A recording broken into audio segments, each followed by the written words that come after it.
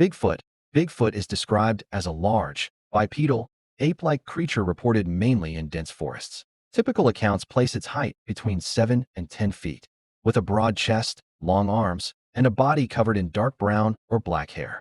Its footprints, often over 40 centimeters long, show a human-like structure, including a mid-foot flexibility not seen in normal primates.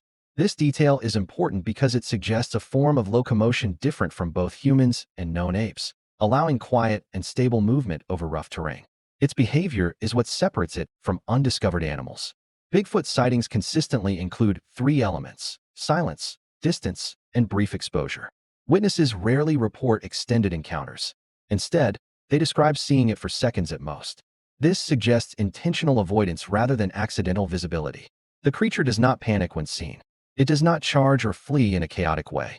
It withdraws in a controlled manner, often using dense vegetation as cover. Another consistent trait is environmental manipulation. Before sightings, forests often become unnaturally quiet. While this could be explained by animals reacting to a predator, the scale and suddenness of the silence suggests something more disruptive. In addition, there are repeated reports of rocks being thrown from unseen positions and wood, knocking sounds, possibly used as communication or territorial signaling. This indicates problem-solving ability and awareness of distance, sound, and reaction. Night encounters further reinforce this pattern.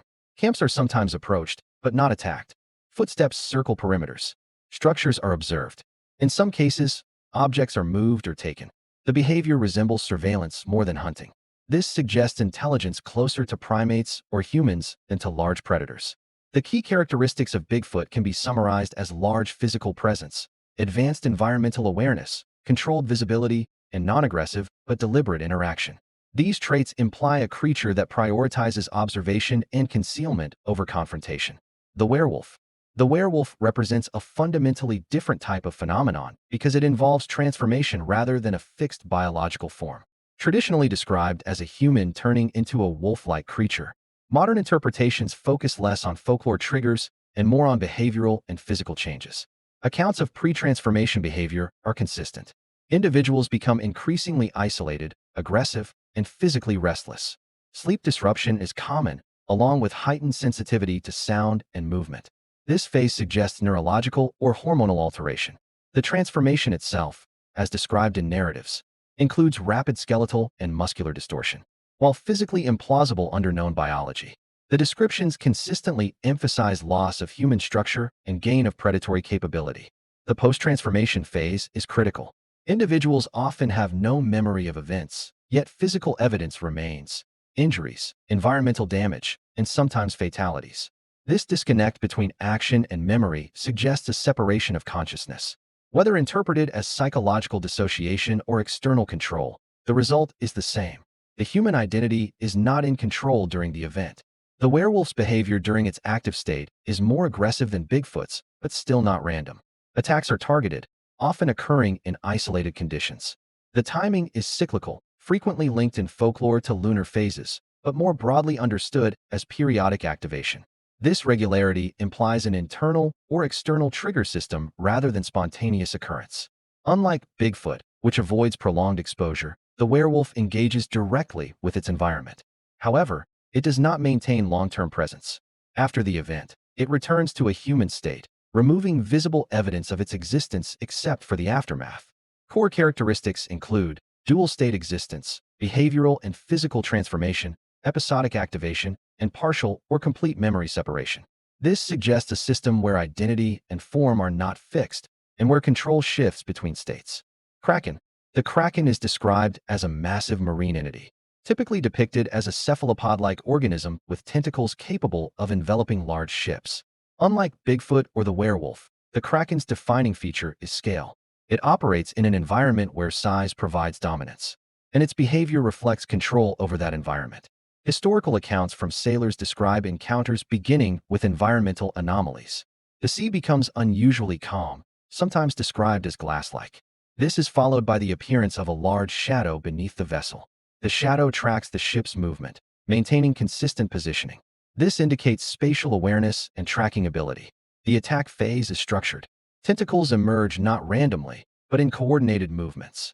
They target structural points of the ship, such as the hull or mast, maximizing damage efficiency.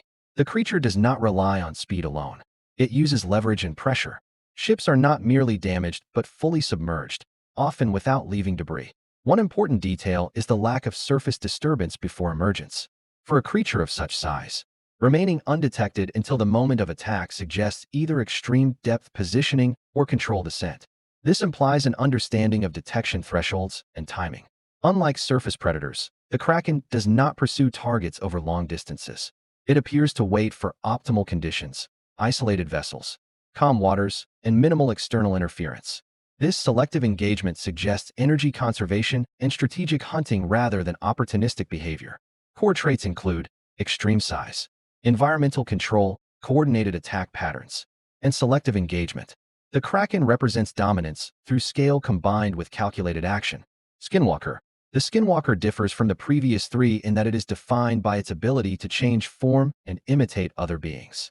Originating from specific cultural traditions, it is described as an entity capable of transforming into animals or humans, often imperfectly. Physical descriptions vary because the form is not fixed. However, a common feature is distortion. Movements appear unnatural. Limbs may bend incorrectly. Proportions may seem slightly off.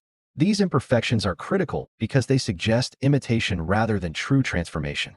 The entity replicates appearance, but not full biological accuracy. Behaviorally, the skinwalker is interactive. It does not remain distant like Bigfoot or episodic like the werewolf. It engages directly with individuals, often using deception. One of the most reported phenomena is vocal mimicry.